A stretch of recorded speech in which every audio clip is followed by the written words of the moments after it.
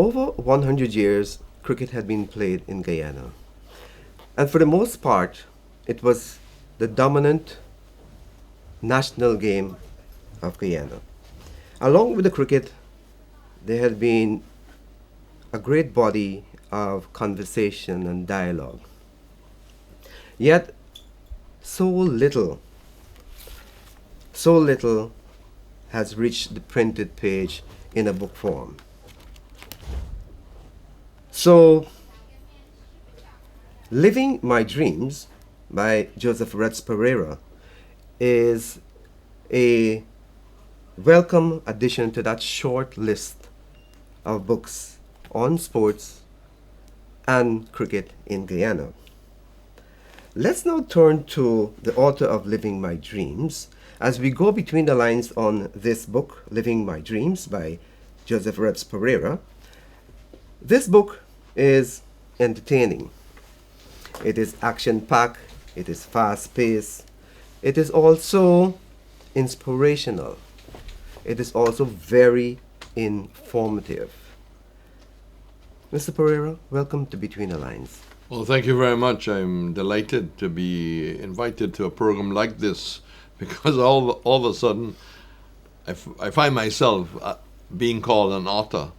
Therefore, almost embarrassingly, I qualify for your program. So I'm very, very grateful for the mileage and the exposure and the sensitization your program will in fact give the book. Oh, thank you very much. You're a man with a gift for the gab, I must say. First of all, congratulations are in order for gifting this world this book, Living My Dreams, because this definitely will not stay in Guyana nor the Caribbean. This is headed all over the world, where you have gone, where you have done your commentary. All over the world that you have touched and inspired, this book will go. So definitely it's a very important book. Well, it's in the region for sure. I've launched in St. Lucia, May 15th, May 12th in St. Lucia, May 15th Barbados, May 21 Antigua. I then did Trinidad, books are in St. Vincent, books are in Dominica, and I'm very, very happy that I've been able to launch here, thanks to the Pegasus, Leparcon, Liat, John Finance, United Insurance, and all the people who has made the book a reality to get here. Leparcon brought the book in from Miami, and United Insurance and the Pegasus of Guy Enterprise played major roles. Liat gave me a special cargo rate. So all those things are very important. Yeah. At the launch, you said you have a lot to thank Guyana for. Your formative days in Guyana, all right, including the names that you just mentioned. But let's start from the beginning. What are some of the factors that led to the writing of the book and the publication of the book? I'm sure that is another intriguing story. Tell. Well, I think it's mainly Ian MacDonald, who, of course, is a great lover of the game of cricket, and who I've known for years because of cricket, because of tennis, because of theater. Kept saying to me over the years, you should write your story. You have a story to tell. You should write your memoirs. I wasn't convinced I had a story to tell. I wasn't convinced that I can tell the story, because you need a technique to write the story. You need to have that kind of confidence to write a story in a way that people will enjoy reading it. It'll be interesting. And there was a Trinidadian who worked in Guyana in the National Stadium, Claude Guillaume. He's an architect. He lives in St. Lucia, and he's done work in St. Lucia, at Beauchamp, at Warner Park, and he did some work here. And he also kept saying, when you going to start? When you going to start? Well, I became 70 in 2009, May the 20th, and if anybody wants to send me a belated birthday card. And I met with Catherine Atkinson about July over a cup of coffee. And she was a bright writer. She was doing things for a number of magazines, very good with language and very skilled with computers and things like that, which is vital. You know, you don't write things longhand and shorthand anymore. Those days are gone. And she says, yes, I don't know anything about cricket. I don't know what's a no ball or what's a wide. I don't know what a number of balls make an over. But you tell me and I'll write it. And we started in July working, and that's the key, working constantly, twice, 3 times a week. You can't put it down. You can't lose momentum. Yes. And between July of 2009 and February of 2010, it was finished. But then came the hard work. The writing wasn't that that difficult after all. Was the challenge of getting it printed. That's right. Getting a printing house to do it, and then working the logistics of how to get it into the Caribbean, because I wasn't writing a book for Guyana or for St. Lucia or for Barbados. I was writing something that needed that kind of travel plan to get it into each country, and with the help of a lot of people, the private sector, I think I've managed so far. I'm trying for a launch in Toronto on the 26th during Caravana at Sarwan's restaurant and bar, where it's a cricket center, where there's a great gathering. And also trying to take advantage of the Caravana, where there's some 5,000 Guyanese will gather. I'm thinking of world travel market. You mentioned England. I'm thinking of world travel market, but I think I need to get on to a Guyanese publisher, Guyanese writer, Arif Ali in London, to help me further on. Right, that is as far as I've gone in terms of my thoughts. Living my dreams. You have accomplished much. But I think that this book has captured all of that. It's like the cream of your achievement. How do you feel about the book? Very happy. Very happy, first of all, that it's finished. That I was able to write it. Yeah. Let me say, I think that in all of us, there is a possible book. Yeah. But writing books in the Caribbean is not that easy, because we do not have, yet the printing houses where you can print a book economically and get it out to people at the right price. And that's why my book in Guyana is selling at 3,000 Ghana dollars. And it's at?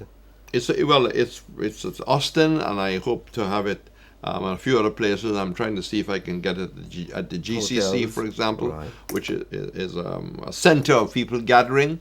1 or 2 other places where I could. I've been doing some signing at the Oasis, but I can't expect them to stock books. But basically, it's going to be Austin and other bookshops and outlets I may be able to find. I would like to get some into Berbice, certainly into the Escobar, because I'm from the Pomeroon. And I would like the private sector to play a role, maybe buying books for the secondary schools of Guyana. Yeah. I think it has a message: do not give up. Keep fighting, keep working, stick to your goals. Don't get sidetracked. Don't waste your life by getting into negative things. I mean, it's well known that I had a major stammering problem. I stammered very badly. It affected my education, and therefore I didn't start off very well in life, I had a couple of inside edges. I came close to being like before. And I started work at 16 years of age at the British Guiana Credit Corporation. But marrying that job, which gave me a chance to get into Georgetown every day, because I was, in fact, working with getting checks signed and taking things to the Treasury. And very early I met Berkeley Gaskin, who had played for the West Indies in 48 and might have played in 39 if he'd gotten a break to England. And, I was interested in cricket. I played a little bit. I formed my own teams called one, for example, the Berwick CC. And I played a lot of cricket with that group. And I was interested in following the game, listening very closely. And my mother allowed fantasy And when my father was in the Pomeroon, she would allow me to lie in bed and do imaginary commentaries. Statham coming bowling to Kanha and, Laker bowls to Sobers and things like that. And I would do boxing from Madison Square Garden and all sorts of things. England versus Brazil at Wembley. And that helped me to use words that I would not normally use words. And then Rafi Khan from Reds Perreira gave me my first break. The word got around that I was, doing commentary around my friends, and I was asked to come to the GCC, and we did a big test in a trial match on a big Grundig. All right. And Barbados was playing Jamaica at border, and they had to find a second team, a B team, to go to Rosal to do British Guyana Trinidad. And I got picked along with Norman McLean and Claude Vera. And to do the commentary. We were the three that went up there. Of course, the main focus was on Jamaica Barbados, because that had Gilchrist against Cammy Smith and Conrad Hunt.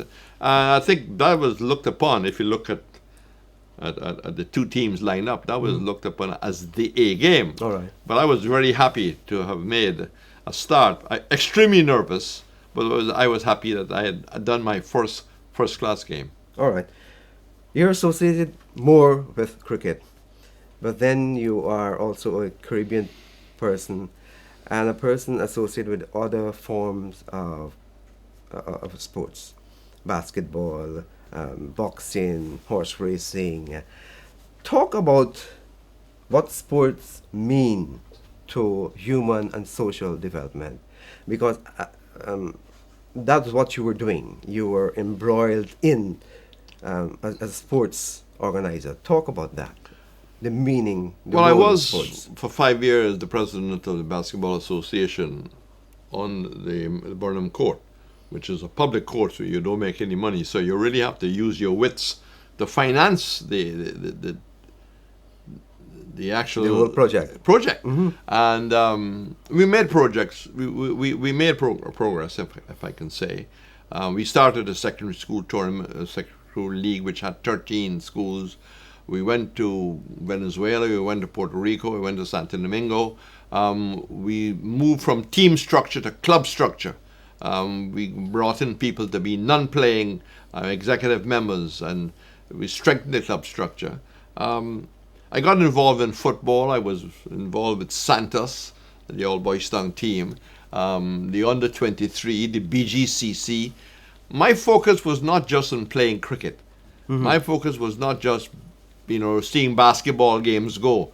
My focus also was seeing that people became better people. Yeah. And where there was a chance for training, like I had the late Martin Carter do talks to the various groups. Wow. George DePina, the trade union leader who now lives in Trinidad. Uh-huh. We'll have a small little chicken in the rough. The food wasn't important, but the message, the lifting of the esteem, You can't take a man from where he's living, but at least you can change his mindset. You can make him start feeling that I have to live a little better. Mm-hmm. I have to train harder. I have to sleep a little more. I have to be an